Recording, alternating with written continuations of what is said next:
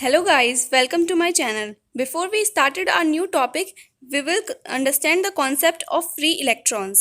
कि free electrons होते क्या हैं और कहाँ पर exist करते हैं. So यहाँ पर मैंने assume किया है ये एक atom है.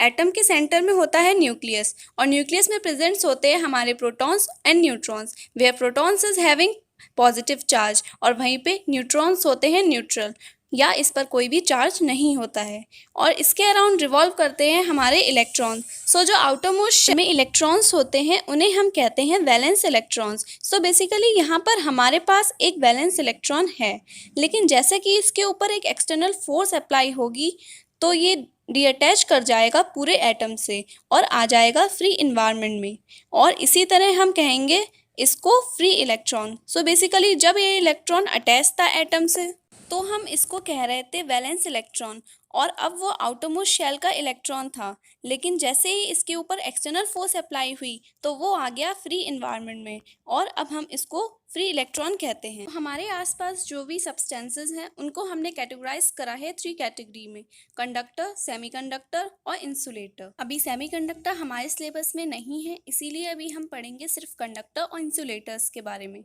फर्स्ट ऑफ ऑल हम पहले रीड करेंगे कंडक्टर्स के बारे में. कंडक्टर्स वो सब्सटेंसेस होते हैं जिनमें फ्री इलेक्ट्रॉन्स प्रेजेंट होते हैं और इन्हीं फ्री इलेक्ट्रॉन्स की वजह से इनमें करंट फ्लो करता है. For example copper. नेक्स्ट हम बात करेंगे इंसुलेटर्स की. Insulators are those substances in which free electrons are absent. Due to non present of free electrons current can't flow into them.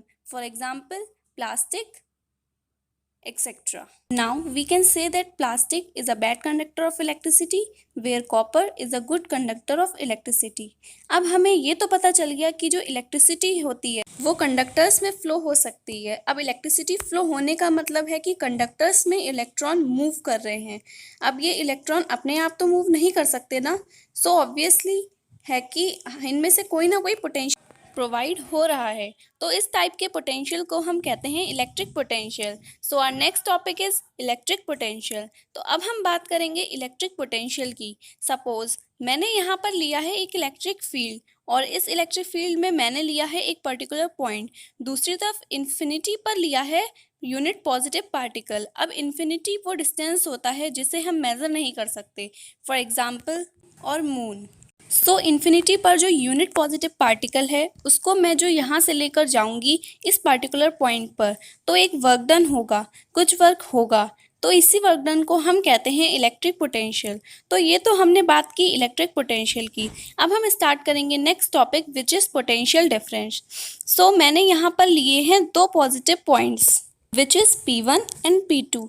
P1 का जो इलेक्ट्रिक पोटेंशियल है वो है V1 और वहीं पर P2 का है V2.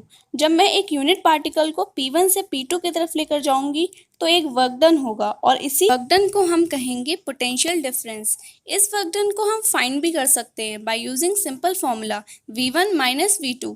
पोटेंशियल डिफरेंस को हम डिनोट करते हैं कैपिटल V से. अब आप सोच रहे होंगे कि दोनों चीज़ें सेम हैं.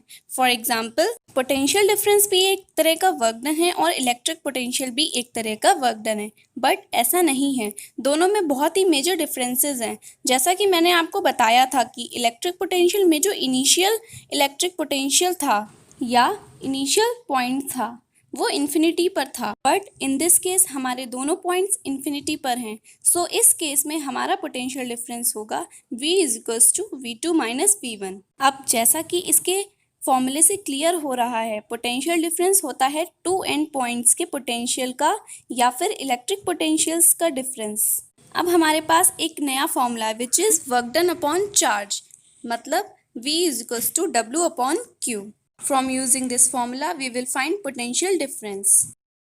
सो गाइस, इस वीडियो में हमने बात करी है बहुत से नए टॉपिक्स की, like free electrons, conductors, insulators, electric potential, potential difference. कल हम इस पे फिर चर्चा करेंगे और इसी पे बेस कुछ न्यूमेरिकल्स भी करेंगे.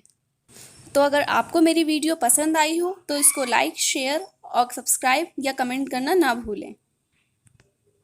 तब तक के लिए keep practicing and keep learning.